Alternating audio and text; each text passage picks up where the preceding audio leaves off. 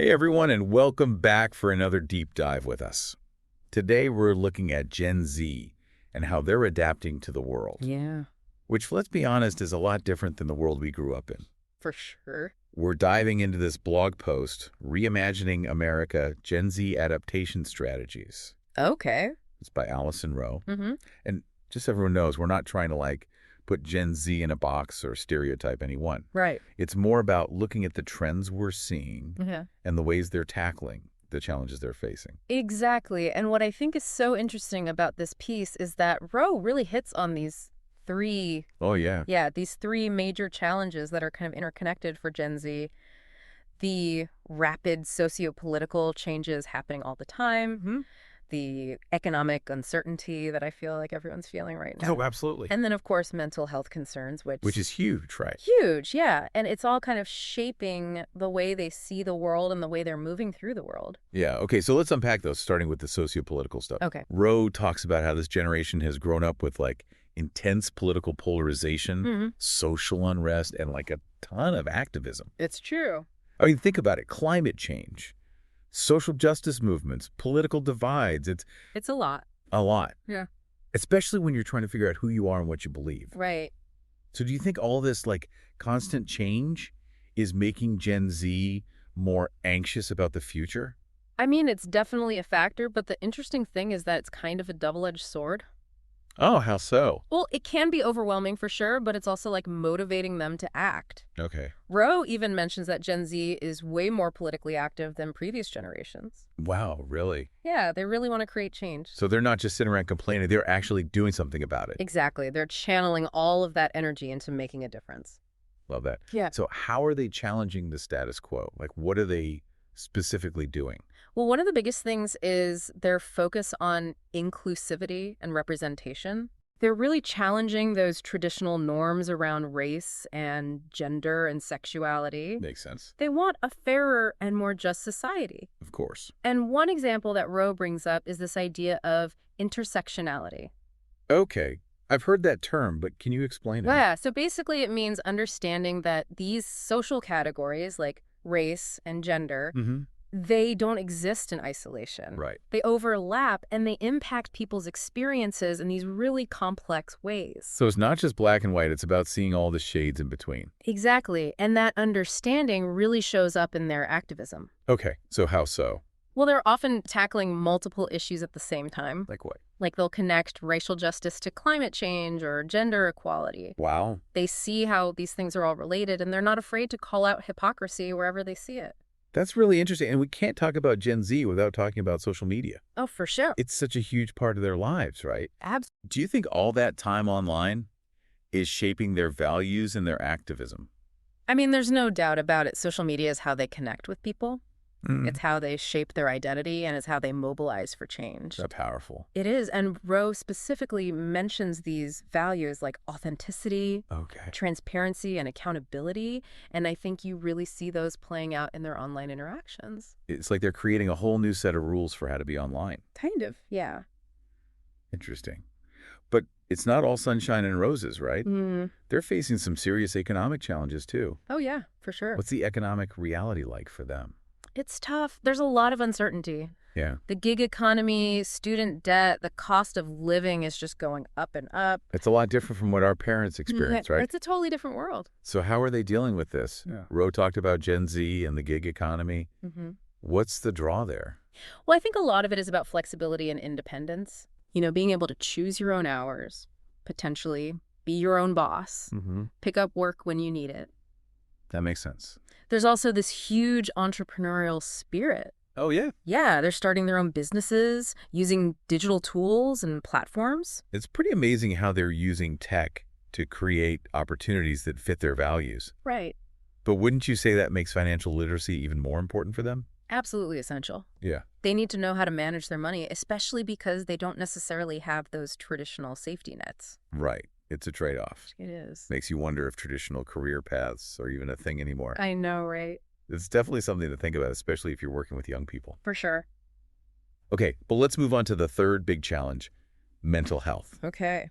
We hear a lot about how Gen Z is more open about mental health than past generations. Is that true? Oh, absolutely. It's a huge shift and a positive one for sure.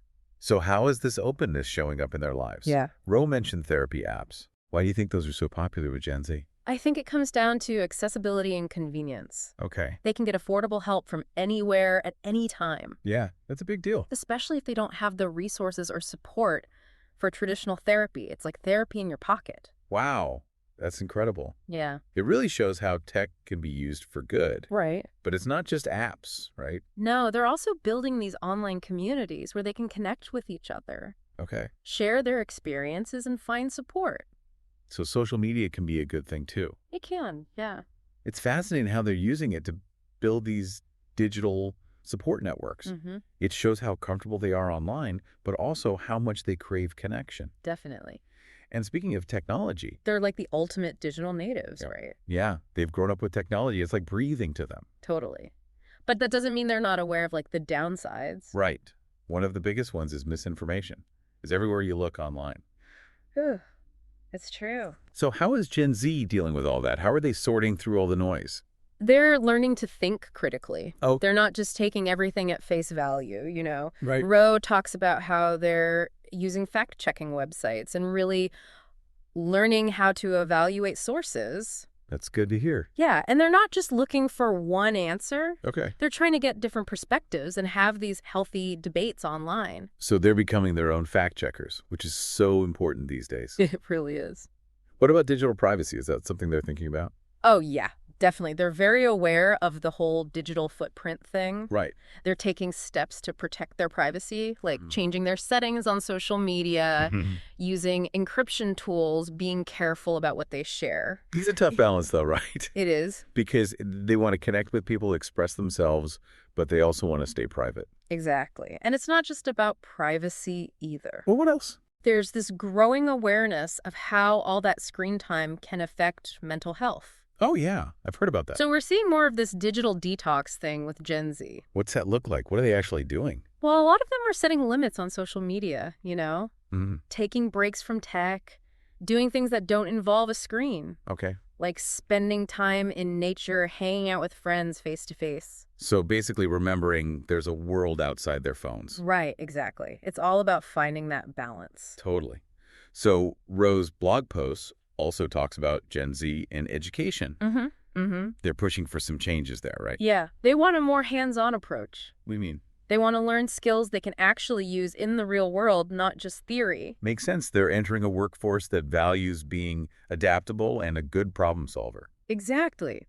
And they're not waiting around for the system to change. Oh, No, cool. they're seeking out these alternative ways to learn. Like what? Online platforms like Coursera and Khan Academy. Oh, yeah. I've heard of those. Yeah. They're taking control of their education, you know? It's like that entrepreneurial spirit again. They're not just passively learning. They're going after what they want. Right. What do you think this means for the future of education then? I think we're going to see more personalized learning happening, Okay. and traditional schools are going to have to adapt if they want to keep up. Interesting. It sounds like education is becoming more accessible outside of the traditional classroom. Yeah, for sure. Okay, so amidst all these changes and challenges, Ro talks about something really important for Gen Z, Oh, yeah. What's that? community. Oh, yeah. Community is huge for everyone. But it's interesting how Gen Z approaches it. Because we always hear about them being glued to their screens and isolated. Right, but it's not that simple. So how are they building community in this digital age? Well, social media plays a part for sure. Okay. They're connecting with people online, finding communities that share their interests. Mm-hmm. But they're also doing things in person, like getting involved in local initiatives and volunteering. So they're finding community both online and offline. Exactly. And those shared experiences, those real-life interactions are so important. Why is that? It helps them combat that feeling of isolation and creates a sense of belonging. Right. Because we all need to feel like we belong somewhere. We do. Okay, so this brings us to the last part of Ro's blog post, Okay. which is all about Gen Z's vision for the future of America. Their hopes and dreams for the country. Exactly. What are they hoping for? It's a pretty hopeful and ambitious vision. Like what? They want a more just and equitable society, Yeah. a sustainable future where everyone has the opportunity to thrive. Let's break that down a little. Starting with social equity, what does that mean to them?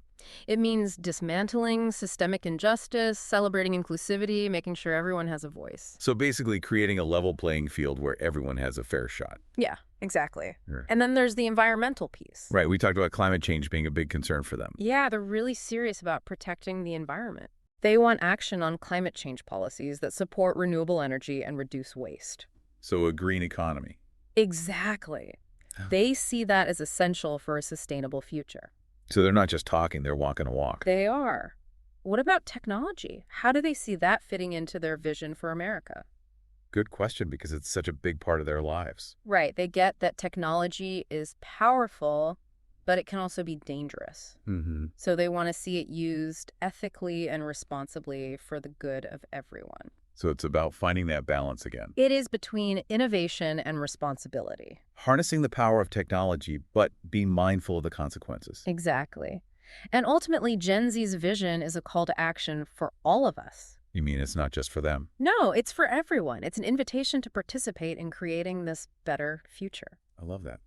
It's inspiring to see them so passionate about making a difference. It is. But it makes you wonder what challenges they might run into along the way. Yeah, what obstacles do you think they might have to overcome? Well, I think one challenge is going to be like figuring out how to work within the system, you know? Right, because changing the system is hard. It is. It takes time and strategy and a lot of patience. It's easy to get caught up in the excitement of activism, but real change is slow. Totally. And they also need to be careful about burnout. Oh yeah, that's important. They're so passionate about so many things. That's true. But they gotta pace themselves, you know? Right, self-care is essential. Absolutely. And another thing they might struggle with is bridging the gap between generations. Oh yeah, that's a good point. Because they're bringing all these fresh ideas, Mm-hmm, but they need to find ways to work with older generations who might see things differently. It's about communication and empathy. Yeah, finding that common ground. Building bridges, not walls. Exactly. And I think that brings us back to community. Okay. Gen Z's vision isn't about one generation taking over. It's about working together. Yeah, we're all in this together. Right. It's not us versus them. It's we. I love that. Okay, so to wrap things up, I want to give a huge shout out to Allison Rowe. Yes, her blog post was fantastic. It really got us thinking. It did, and it's a great example of how to look beyond the stereotypes and really understand Gen Z. Right. We weren't trying to put them in a box. Nope. We wanted to explore the challenges they face, how they're adapting, and their hopes for the future. And for me, the biggest takeaway is that they're not just inheriting the world, they're shaping it. I agree. They're not just sitting back and waiting for things to happen. They're making things happen. And I think that's a lesson for all of us, no matter what generation we're from. Totally. We all have a role to play in creating a better world. So to our listeners, we'll leave you with this. What inspires you about Gen Z's outlook? What challenges do you think they'll face trying to make their vision a reality? And how can you use your own skills and experiences to help build a better future? For everyone. It's something to think about. Thanks for joining us on this deep dive. Until next time.